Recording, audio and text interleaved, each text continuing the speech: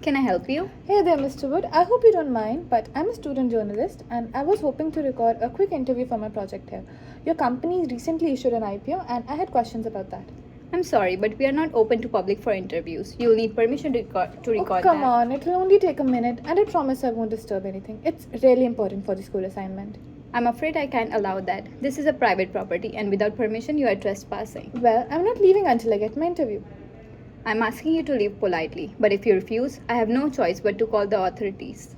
Well, in that case, I'll have to leave. In this act, my entry into the Mr. Wood's company without permission from the owner, I continue my trespass to his private property. Despite being asked to leave, I refuse to do so, further intensifying the trespass.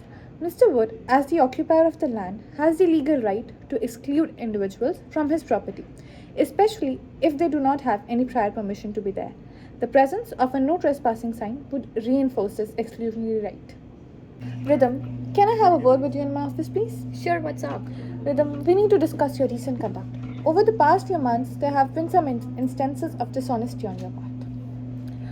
Just last week, you were caught falsifying expense reports, despite being explicitly instructed on our company's policies regarding honesty and integrity. Also, your constant refusal to follow directives has been an issue. I'm sorry, I don't understand. Listen, I know everyone makes mistakes, but this pattern of behavior cannot continue. I could have passed it up one time, but it has been several instances of your misconduct, and I have to answer authorities. Despite our efforts, your performance has not met the required standards. Therefore, I have no choice but to terminate your employment with cause, effective immediately. In this act, Rhythm's conduct clearly warrants termination for cause, according to the information provided. She has repeatedly engaged in dishonest behavior, such as falsifying expense reports, which breaches the terms of employment contract. Additionally, her refusal to adhere to management directives further demonstrate the disregard for the employer's authority and disrupts the office environments.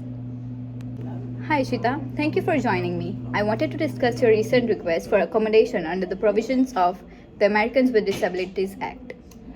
Thank you, Rhythm. I'm grateful for your willingness to address this matter. Absolutely, Shita. As per the ADA, we are committed to provide reasonable accommodations to qualified employees with disabilities to ensure equal employment opportunities. Could you please elaborate on the specific accommodations you require?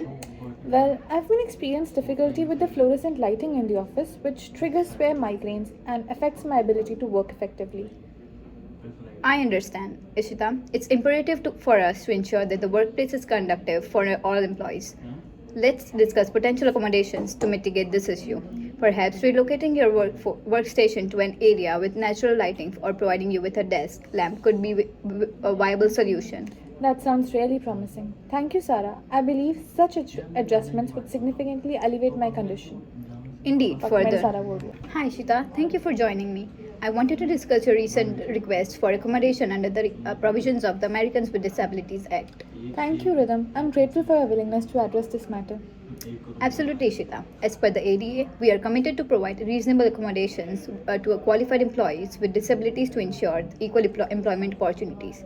Could you please elaborate on the specific accommodations you require? Well, I've been experiencing difficulty with fluorescent lighting in the office, which triggers severe migraines and it affects my ability to work effectively.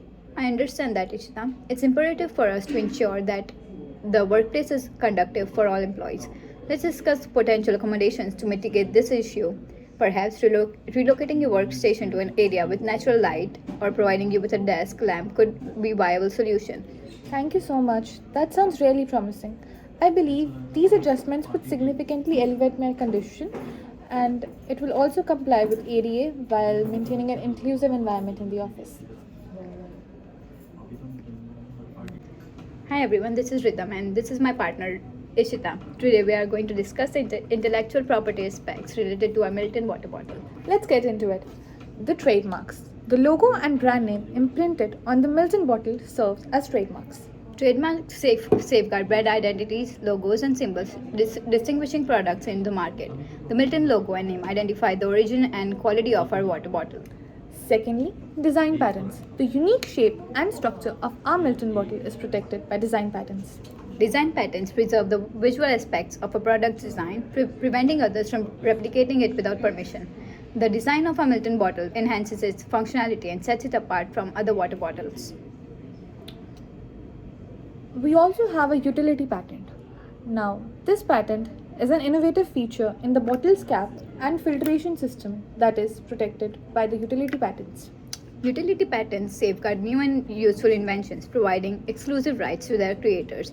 By securing patents from unique features, Milton ensures its competitive advantage in the market. Ishita, I'm really excited about a doctorate business together. Yes, even I have a lot of expectations from the agency agreement with Forex Marketing.